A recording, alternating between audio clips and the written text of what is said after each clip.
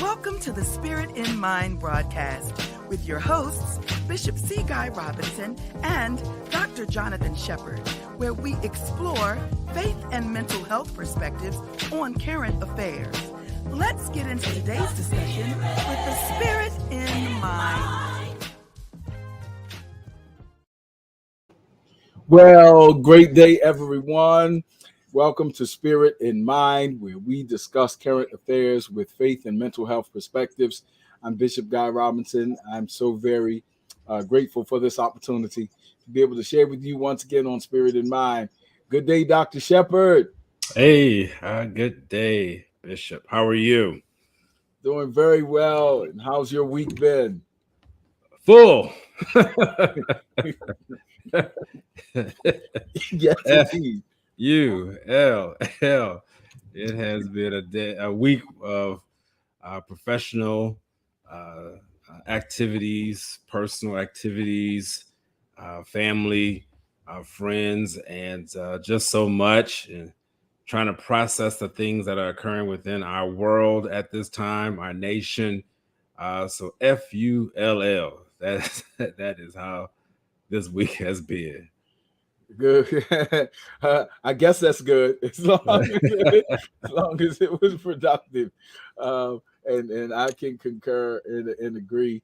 And glad to see our Spirit in Mind family joining us, and we trust that this broadcast finds you, whether you are live now or even watching in the future.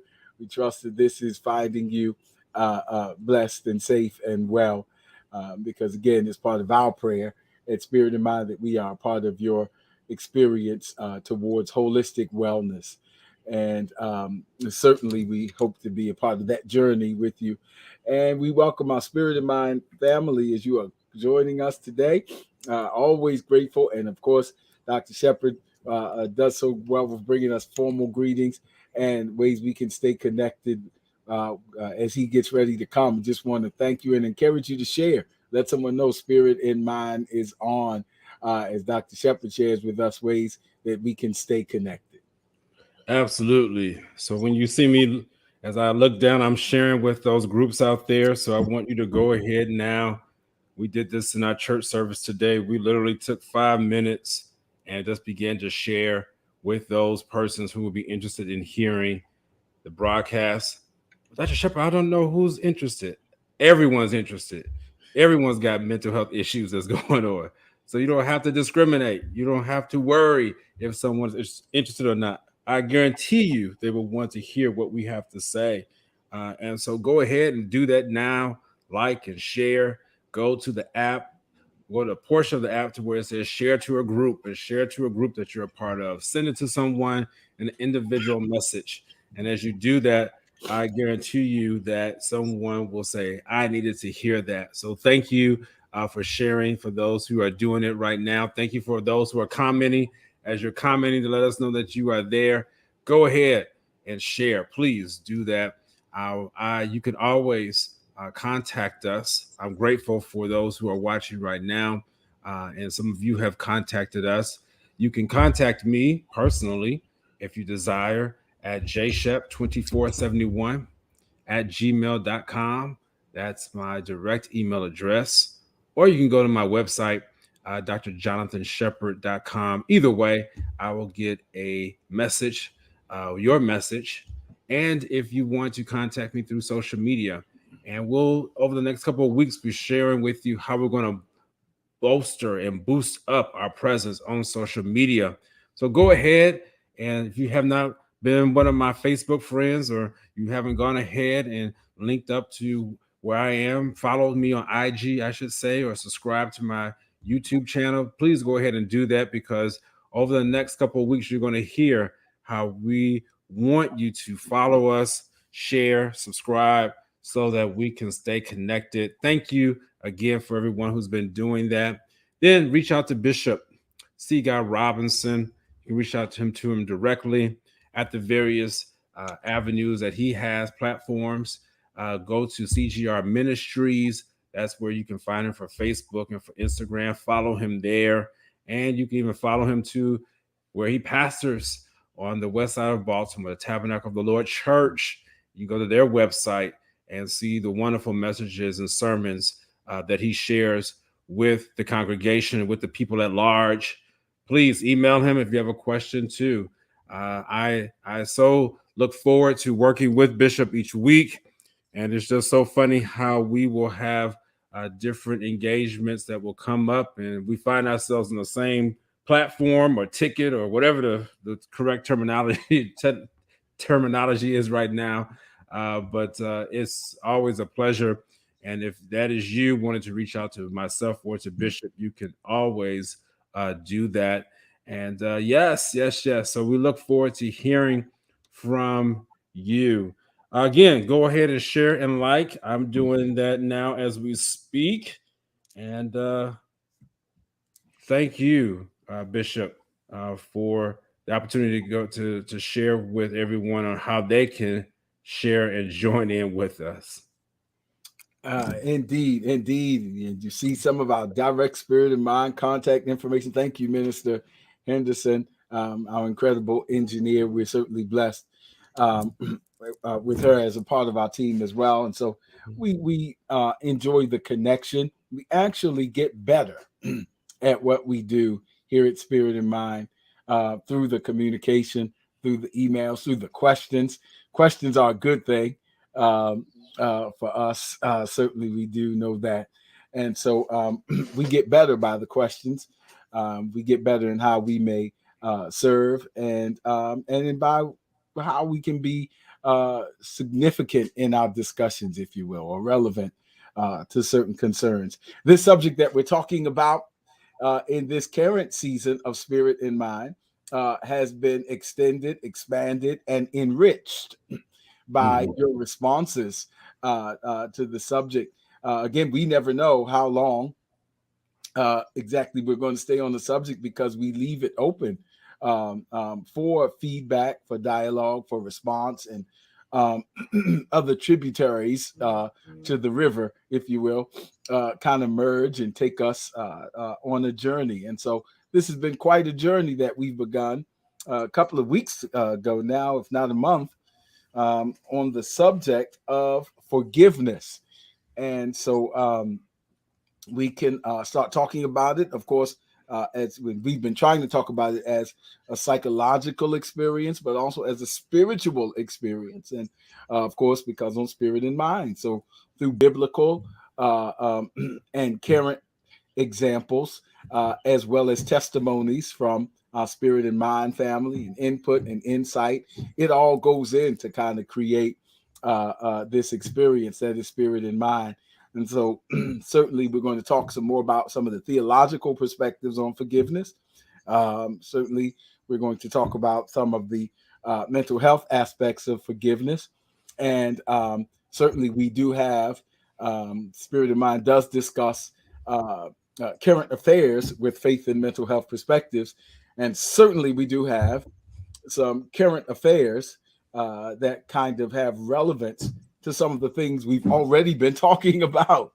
And so we're going to do it. So in the sense, we're not responding to something. We're really just continuing a discussion with now current examples. As Dr. Shepard said, this subject is relevant to everyone, psychologically as well as spiritually, because some things take more than a publicist.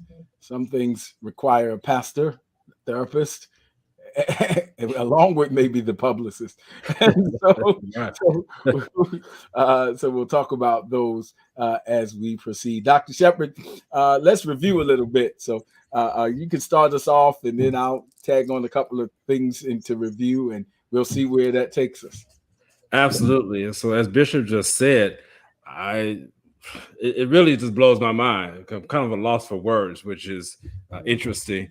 It is amazing that we would be on this particular topic and not being able to shift from it and then experience what we experienced last Sunday, right after we finished the broadcast, our live broadcast, I should say, where we watched Will Smith assault Chris Rock.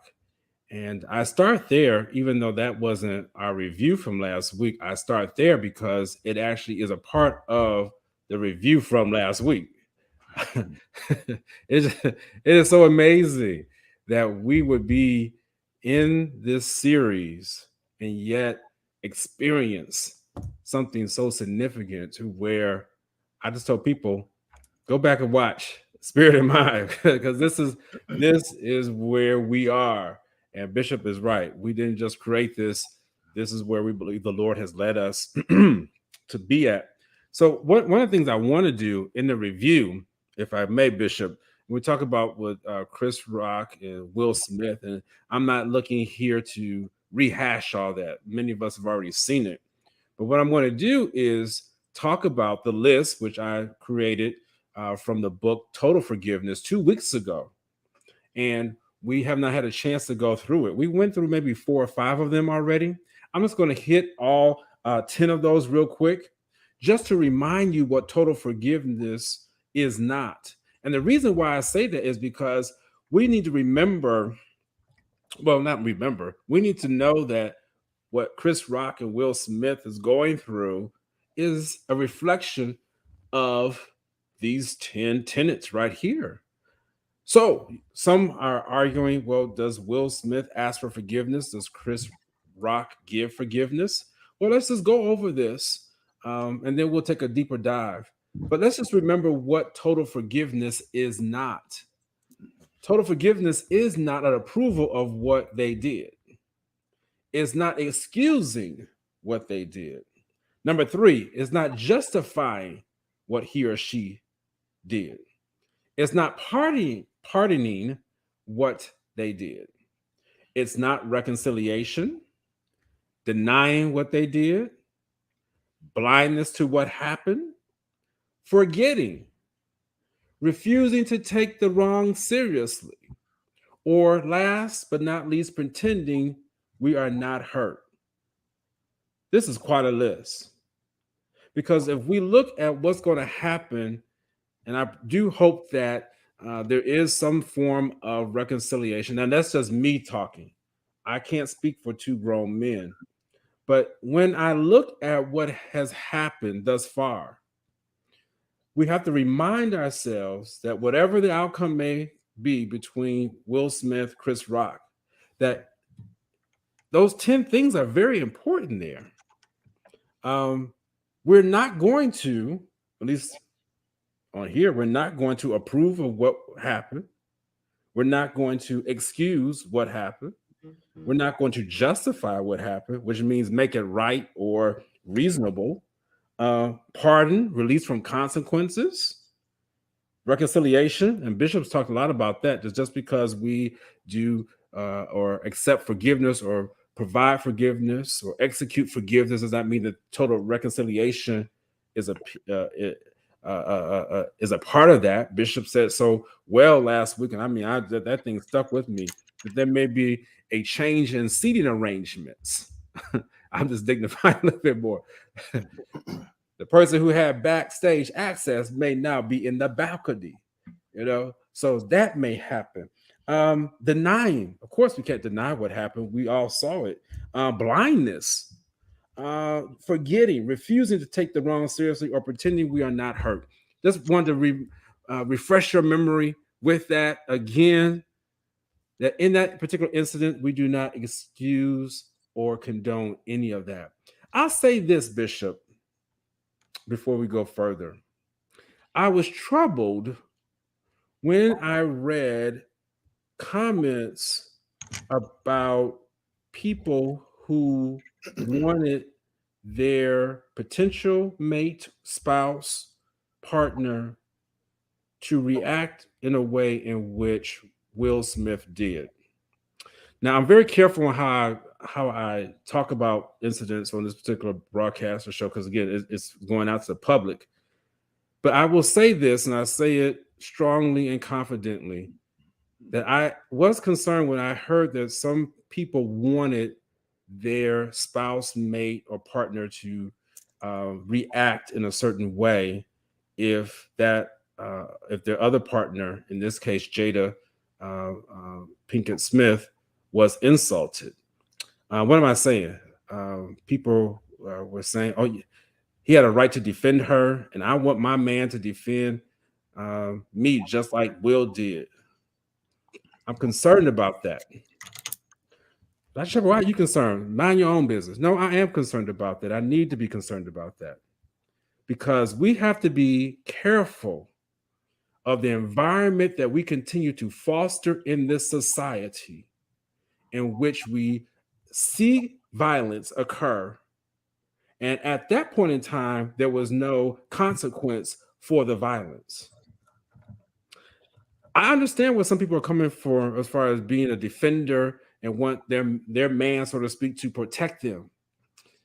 I get it.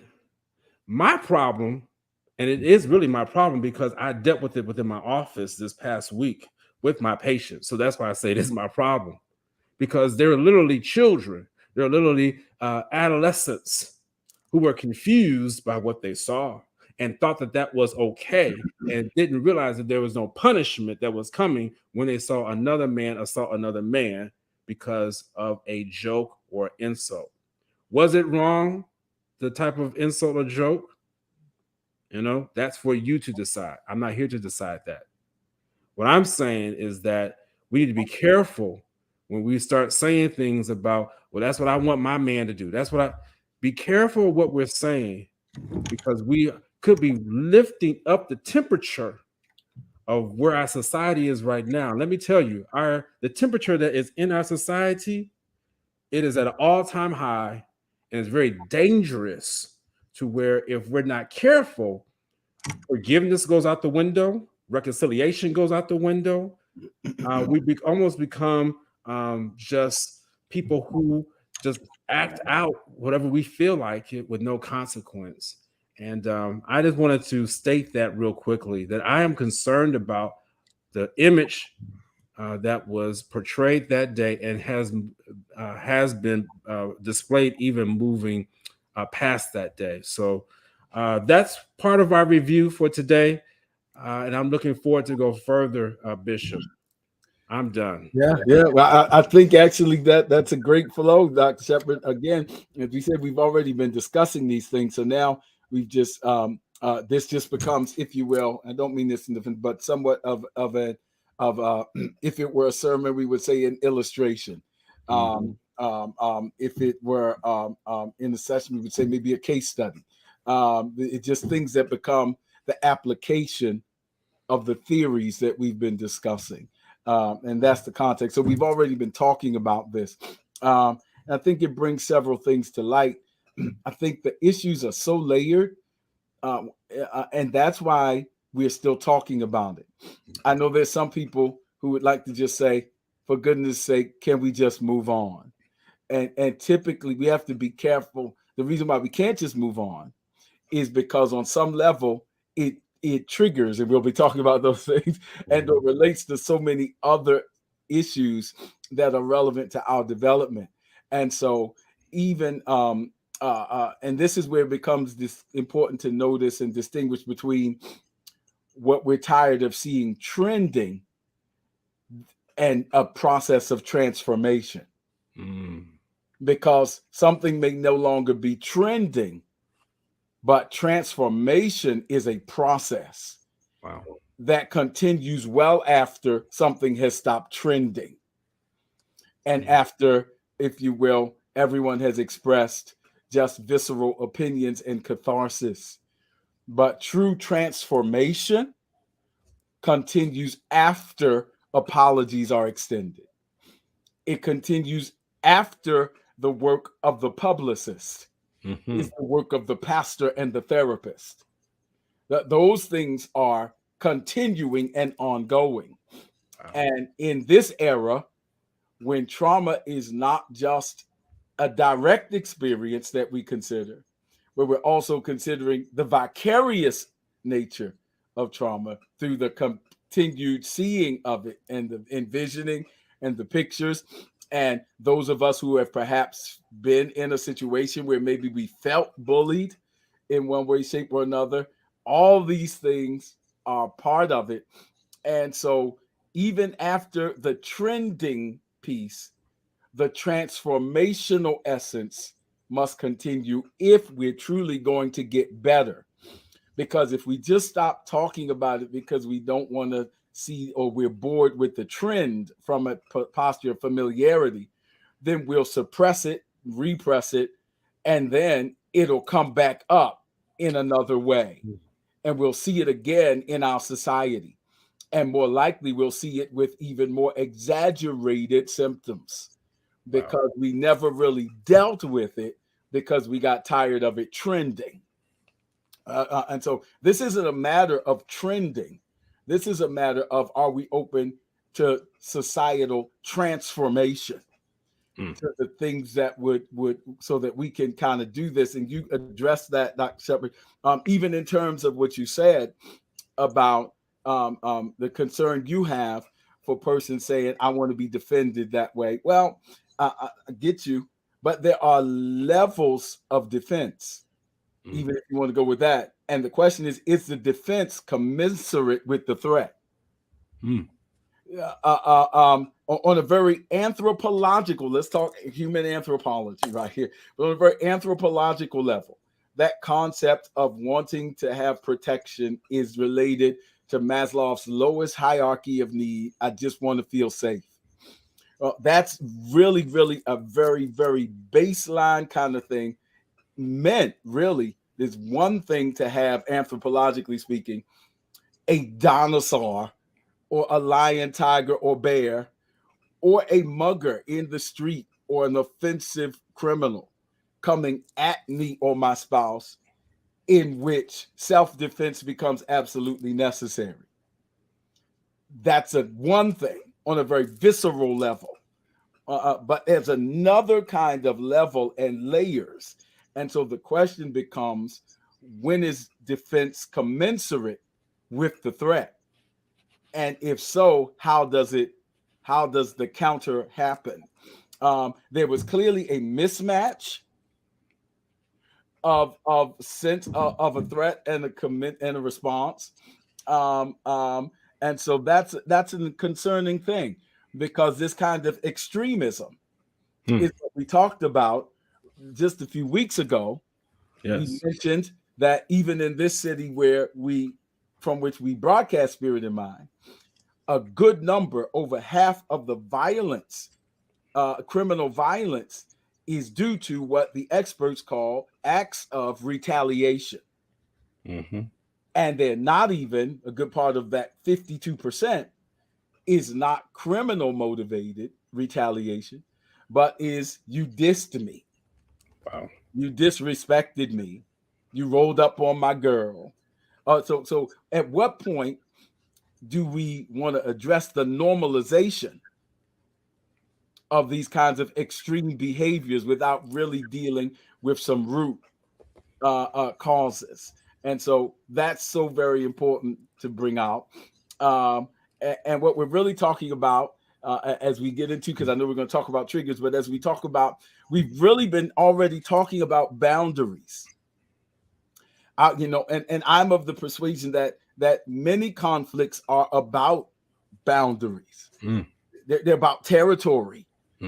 We've been talking just in this Spirit in Mind series about what's going on in the Ukraine. We haven't talked we talked about that last week, but it's about boundaries and you're crossing boundaries and actually violently crossing boundaries.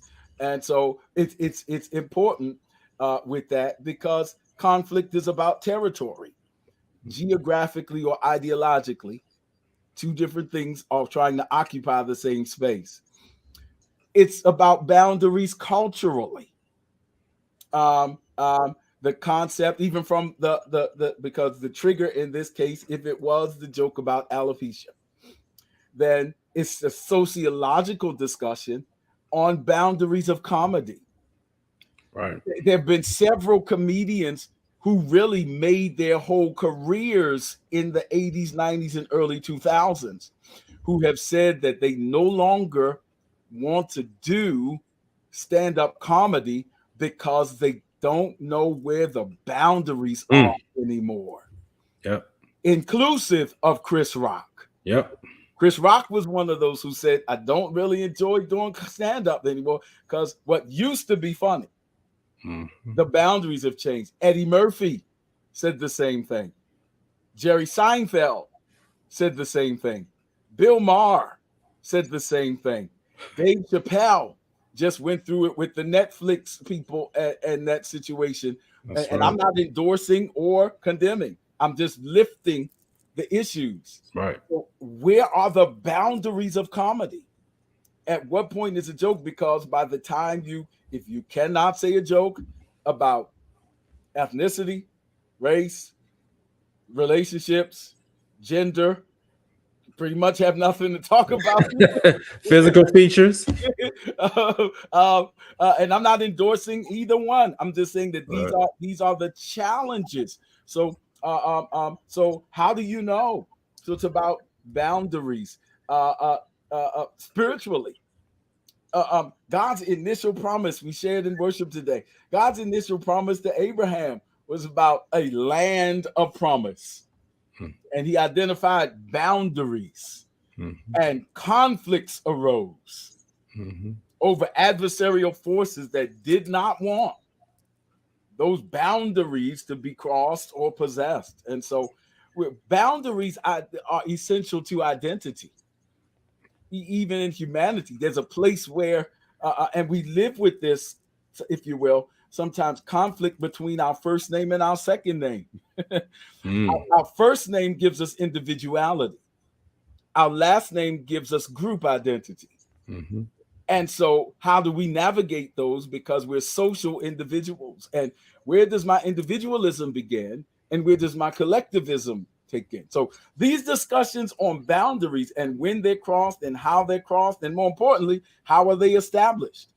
That's why communication is so important. When we're even talking about forgiveness, we have to talk about where our boundaries are, because conflict can happen when one person has a different concept of boundaries than the other person. So I don't even know I crossed it. So communication is important. That's why usually in geography, where there are boundaries, there are signs. Welcome to Maryland. Welcome to Illinois. Because boundaries have to be identified. And so that takes communication. And these are all the elements, and people might not be saying them in the manner that I'm laying them out, but that's all of the pieces that are involved. And that's why it's triggering so much conversation, which is pretty much what we're going to talk about, Dr. Shepherd. So take us from there. I just wanted to raise the issues that make it still relevant, even after we may be tired of the trending.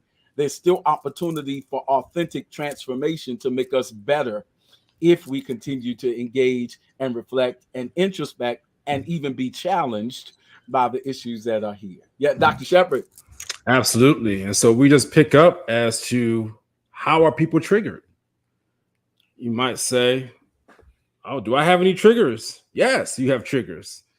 There are such things that are called trauma triggers. And so if we can put the slide up or a graphic of what the definition of a trauma trigger is, it is the psychological stimulus that prompts an involuntary recall of a previous traumatic experience. And there might be some big words in there. Basically what it's saying, someone stimulates you, activates you, slaps you, or in this case, a joke stimulated Will Smith to do a impromptu walk up to the stage and slap Chris Rock. Now, here's the piece that I don't know about. If there was a previous traumatic experience that caused him to do that. Now, people are saying that his wife, I don't know. I wasn't there. So again, that's a question mark. But people do have traumatic triggers. I can remember being in a conference where I was teaching on post-traumatic stress disorder. And there was a gentleman who he was in the military. and he had went through either the Afghanistan or Iraqi war, one of the two, Bishop. I can't remember. And as I was teaching on post-traumatic stress disorder, he began to relive his experiences as I taught. And you could see how he changed. I don't know what it was that I said. I don't know what it was that took him there, but I could see the difference. And this man, literally strong, healthy man, began to change and began to shake and quiver and began to cry.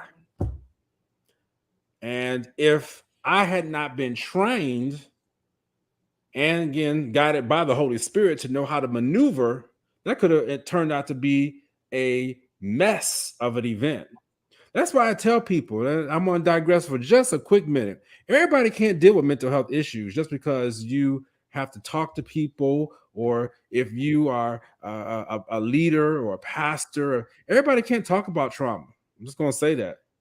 Because if you don't know how to be able to open up something and put somebody back together before they leave out that room, then you're not qualified to do that. Also, you as a person, and I just told Bishop about this last week, when you invite me to come speak, if you don't give me enough time to open up, provide the medicine, close the person back up, I'm not coming. I just, I can't do that. I no longer will shortchange the amount of time it takes for people to get the healing that they need. Mental health sessions cannot be done in 15 minutes. I'll just say it like that. And we have to make sure. Why does this fit in, Dr. Shepherd? Why do you digress there? Because so many of us are dealing with that psychological stimulus that was activated, causing an involuntary recall and even action due to the previous traumatic experience. And if you don't know how to be able to handle that as you are talking, then you could really be doing more damage than good. So what we just shifted, Bishop. I get back to the story, and we began to pray for the man. And literally, the atmosphere of that particular conference just changed, and he was able to go away feeling better. He didn't even know that he was going to have to deal with that untapped hurt and pain that was still there, but testified that he left better. And so that really is something. Did Will Smith experience that? I don't know. I will say this, though, confidently, that Chris Rock was traumatized. Absolutely. How do I know that? Even when he had to go on stage in Boston, there was extra security there. You could not approach the stage.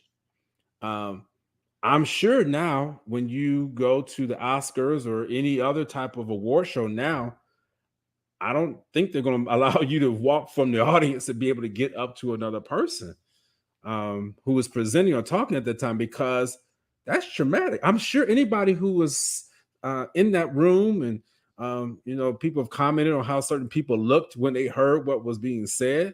They were traumatized. It was difficult, and that is a trauma trigger. What does that look like? Let's go back to the slide. Then I'm going to be done. Trauma triggers, they're internal triggers that happen within your body. So they could be memories, feelings, emotions, or bodily sensations. What are some of the feelings? Anger, anxiety, feeling abandoned, lonely, vulnerable, frustration, sadness. It can even be pain or muscle tension. Those are some of the bodily sensations. I'm certain that these things were felt by many of people who are even here right now listening to the broadcast. I'm sure many of people felt like that even in that room. I've heard a few people who were there comment just how sickening they felt frustrated, sad, anger, you know. It really was a very tense moment. You could feel there was a shift. I wasn't even in LA, and I was watching when it happened. I felt it even through the airwaves or whatever type of way you receive satellite. I felt it in my house. I was like, there was a significant change. And you as a person, whether or not you have an audience or if you're with your family member or if you're for yourself, when you recognize that, you need to understand that that is a trigger. It could be a or identify as a trauma trigger. Um, and I'll say this: trauma triggers are difficult to identify. So no one person can sit there and point, well, it was the joke on alopecia. We don't know. It may have been. We don't know. Triggers are difficult to identify. So many times we think we know what the root cause of something is. Sometimes we think we know why we can't forgive or why that person won't forgive. And honestly, we don't know until we really take a chance, time to sit and assess what the real deal is. And that sometimes requires repeating the process. So you understanding that identifying the trigger is what's necessary, knowing that it's difficult, knowing that in order to be able to identify that, you need to repeat the steps so that you can walk through. And that's what I'm hearing that people are doing in regards to this particular situation that we led off with at the Oscars, that they're walking through the board of directors or board of governors. They're walking through to see where the missteps were. And you need to do that. But then after you do that, sometimes you have the response and it hasn't hit just yet. And so that's okay. Even as I'm talking about this right now, and Bishop, I am finished here. Even as you talk through this right now, for some of you, you've listened to us for weeks and have said, Bishop Robinson, Dr. Shepherd, you're talking good, but I can't let it go. Or you might be saying, I don't know why it bothers me so much, Dr. Shepherd. Why is this thing still sticking with me? I want to let it go, but I can't. Oh, I've heard that so many times. I want to let you know you're in an okay place. I said you're in an okay place because identifying some of these triggers are very difficult. And Bishop's going to talk to us a little bit about the spiritual component as to how we can get set free, because we want you to get set free. But I want to let you know it is difficult, honestly. Bishop, I'm done. Yeah, Dr. Shepherd, this has been wonderful. And thank you, Spirit of Mind family, because the chat line is active and it is so helpful. And I'm gonna parallel what you just said, because you said something powerful that one of our Spirit of Mind family persons even put in the chat line. And I'll start there as my working thesis. You said not everyone is trained to deal with mental health issues, and you kind of prefer not to be in these environments where you open stuff up and just kind of leave it there and tie into stuff. I want to parallel that actually with the working thesis that not everyone is trained to deal with spiritual health issues. Ooh. I know we see, and I don't mean to be offensive, but I'm just going to call it straight. Just because one is a good pulpiteer,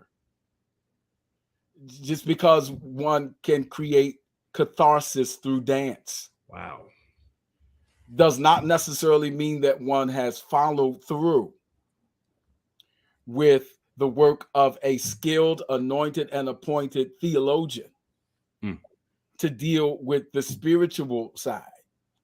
The spiritual side that you would be hard pressed to hear Soren Kierkegaard and others who committed their lives to the seriousness of theological disciplines to say that they had nothing to say about the dark night of the soul and depression episodes and struggling with the emotions, because there was time and dedication to theological praxis. They have different training and different approaches, but they both, operative word is training. And I don't mean that to be offensive. I mean that to be biblical. The scriptures are clear that if a person desires the office of a bishop, which in that day was before the imperial church, simply meant one who oversaw the spiritual health of others.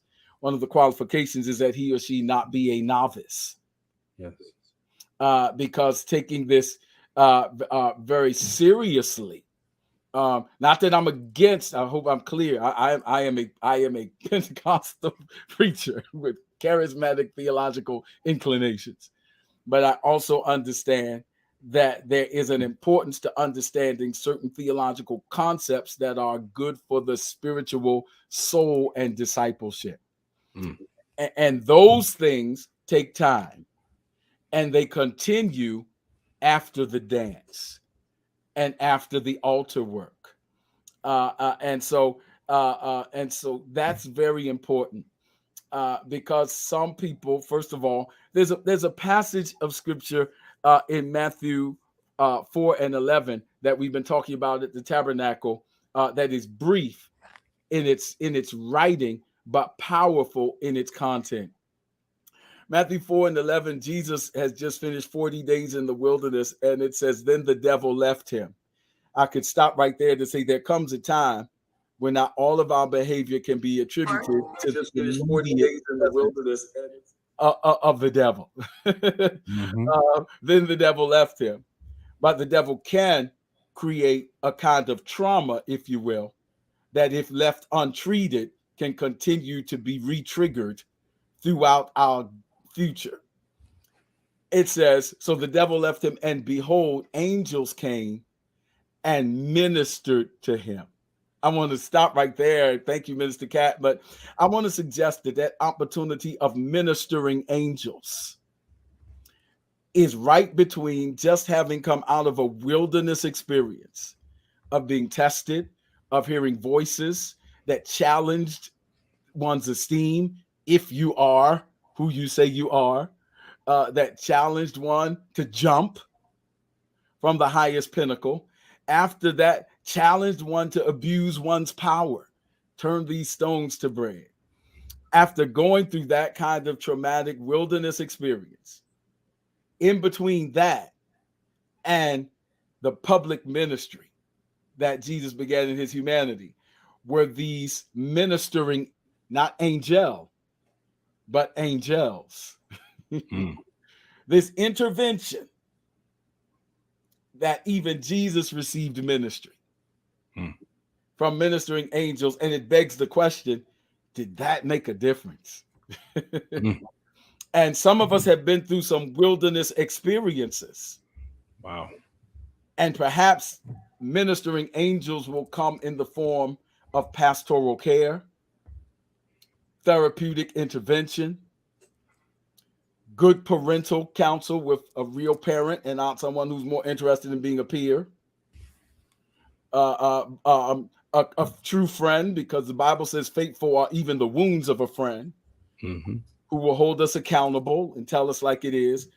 But I just felt led to lead on the importance of these ministering angels, so that when we come out of our wilderness experience, we're in whatever that was, whether it was a wilderness of something that happened when we were 6 or 16 or 26. But so that this ministering angel presence can help us to move on and move forward in a healthier way without the same susceptibility to triggers, because we didn't finish having treated what happened in the wilderness.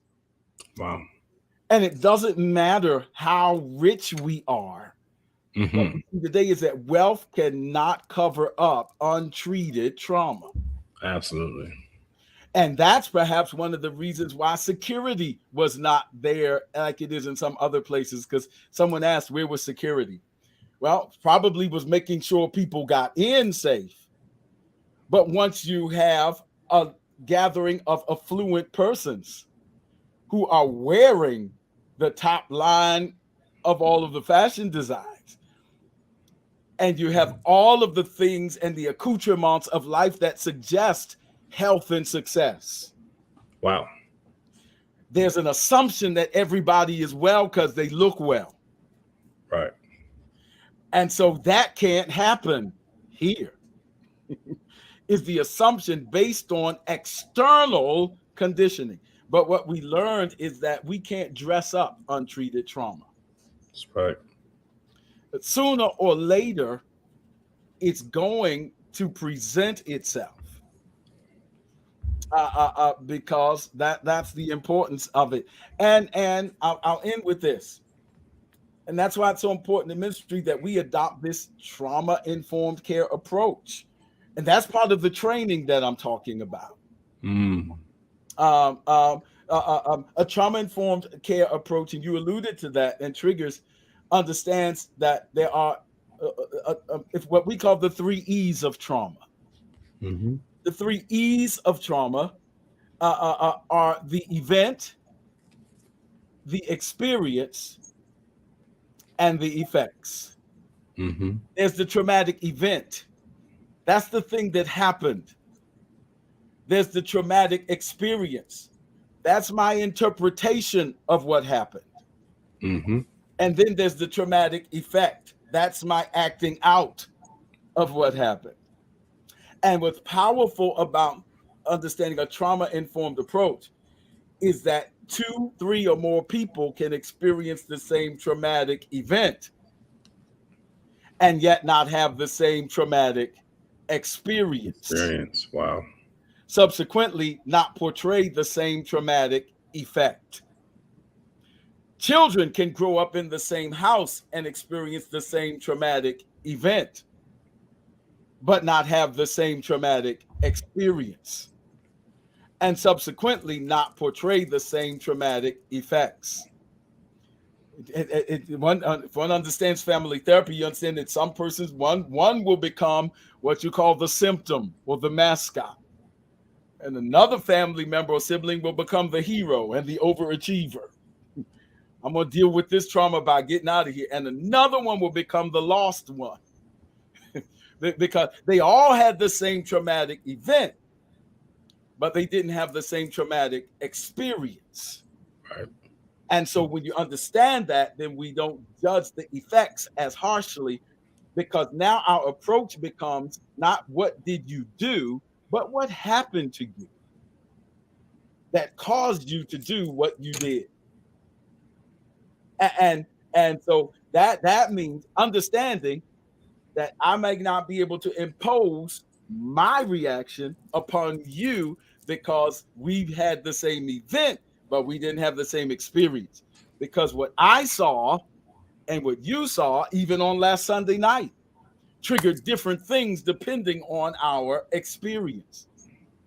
You could look at it from Chris Rock's point of view. In fact, in January of this year, Chris Rock did an interview that some people are playing, an interview that he did with Dana Carvey, another comedian. Dana Carvey and Dana Spade have a podcast that they call Fly on the Wall. You can look it up, Fly on the Wall with Dana Carvey and David Spade. And in January of this year, Chris Rock in that interview shared that he was bullied as a child because of his size, he was small, and because of his race. And in one case, he was bullied so bad that something in him snapped. And he talks about assaulting his offender with a brick. And when he realized what he had done, he went to therapy and became afraid of his own temper. Subsequently, when things upset him, he developed a coping strategy of acquiescing and genuflecting and submitting and joking it off. not because he wasn't hurt, not because he wasn't angry, but because he was afraid of his own temper and what he was capable of doing if triggered. The question becomes, how much did last Sunday resemble that moment? So, because again, same event, but not the same experience. Whatever Will Smith saw was a different thing. And that's why it's so important that we're discussing this piece about being aware of our triggers, of being able to get some strategies for impulse control, to be aware of what we're going through. And for those of us who operate in ministry, to understand, again, that we have to take this seriously. And I'm not saying that we do, but it's important that we don't surrender to the temptation to be better at entertainment than we are empowerment. Because entertainment is a moment, but empowerment is a process that will continue even after the performative nature of what we do. That's right. There's the performative, and then there's the transformative. And thank God, I'm not going to knock that, but at some point, if it's going to have lasting effect, the performative must become the transformative, because not everyone is trained to deal with mental health issues. But it's also important to remember that not everyone is trained to deal with spiritual transformational issues as well. And I'll just pick this up too, Bishop, as you were speaking. I really heard the Lord say this, that as we are entering into a different phase of the pandemic, we have all experienced the COVID-19 pandemic. It is an event. It is an event that will go down in history. But we did not all experience it the same way. And as a leader, if you attempt to lead the people, and I'm not just talking about pastors, I'm talking about even in my field for medicine or wherever you are leading people or supervising. And if you expect to be able to handle every single person that you've been supervising and leading the same way because of the same event that we went through, then you are already on the wrong path. I was just mentioning that to someone today. And one of my major concerns is when I look at organizations is how they are attempting to go back to utilize methods that worked prior to 2020 and trying to implement them in 2022. Ma'am, sir, it won't work. There are some basic fundamental things. I'm not, I'll be careful on that. Well, Dr. Shep, what do you mean by that? We have the same. I'm not going there with you all. But if you think that you can continue to operate the same way after such a traumatic event that we all went through and think that there is one prescription that fits all, you're sadly mistaken. And so you have to be able to evolve and be able to deal with where folks are, whether it be in your organization, where people are coming back into the office, into their cubicles. There's a lot of anxiety, anger about that. Pastors have to be able to minister to their congregation in a different way, because there are folks who still want to come, but they're not ready yet for whatever reason that is. Again, the various different factors to that.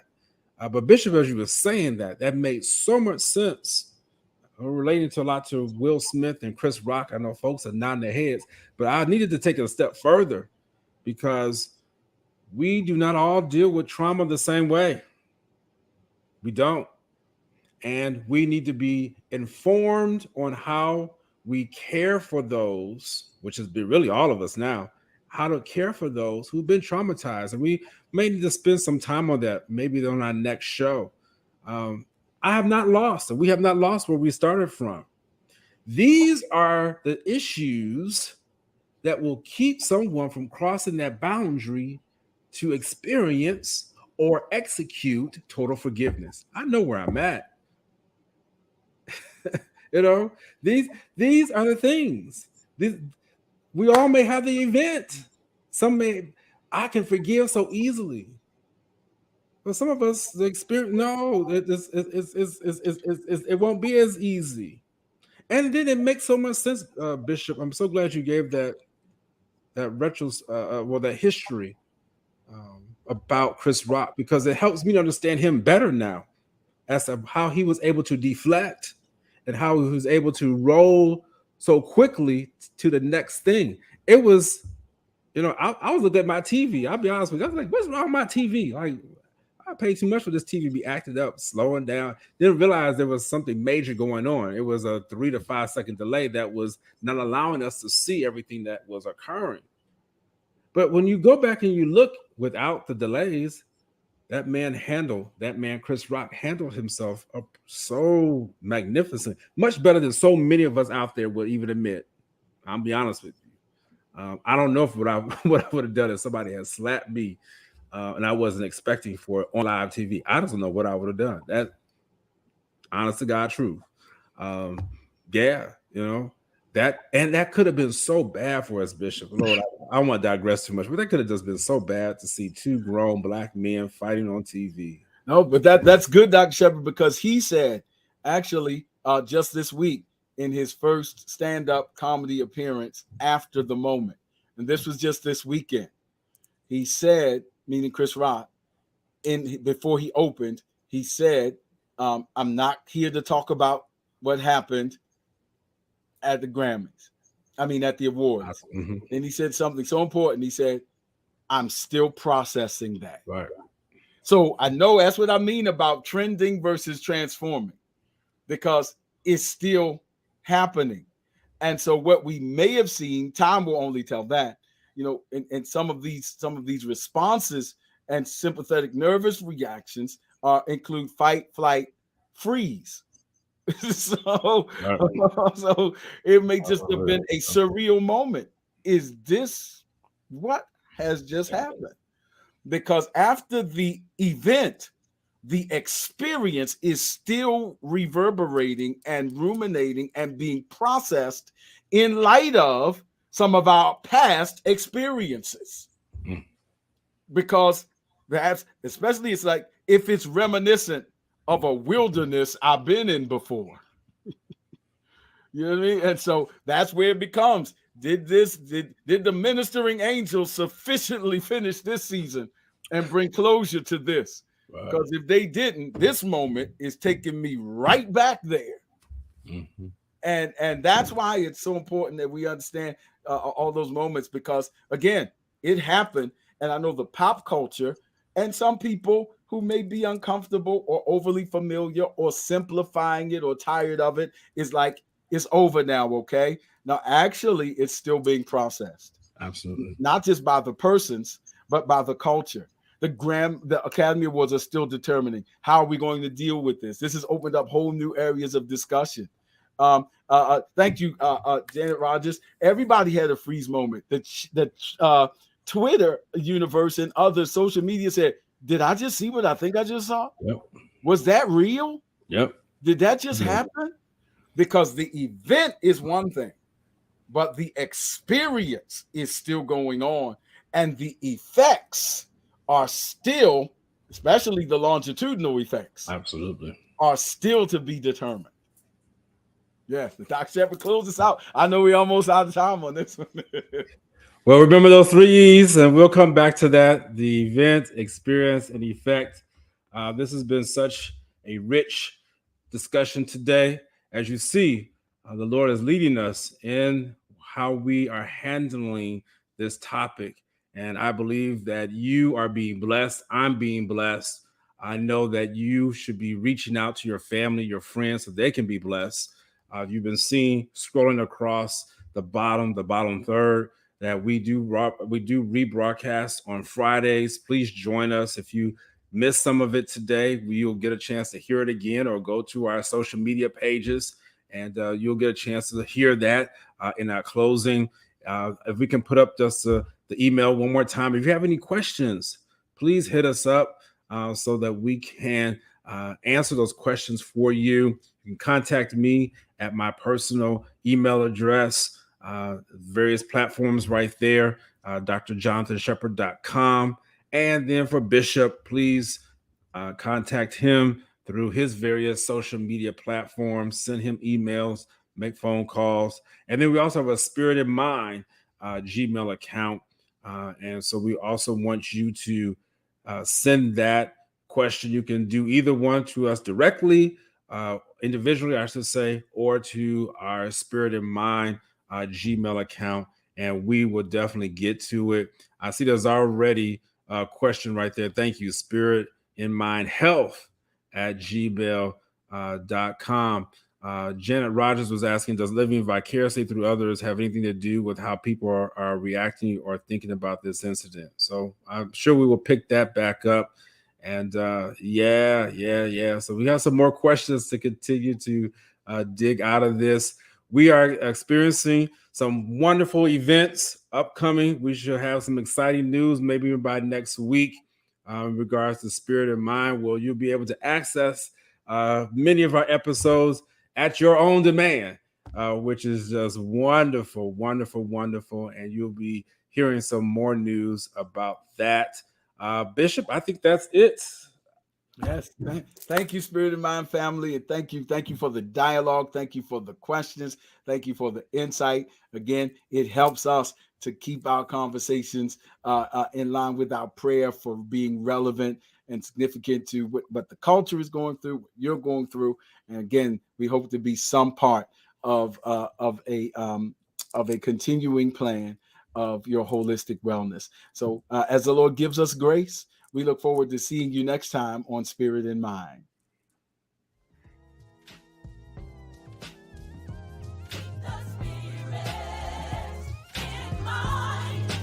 Don't forget to follow us on social media. We're on Facebook at Spirit in Mind, and we're also on Instagram at Spirit in Mind Live. Join us next time for a new episode of Spirit in Mind.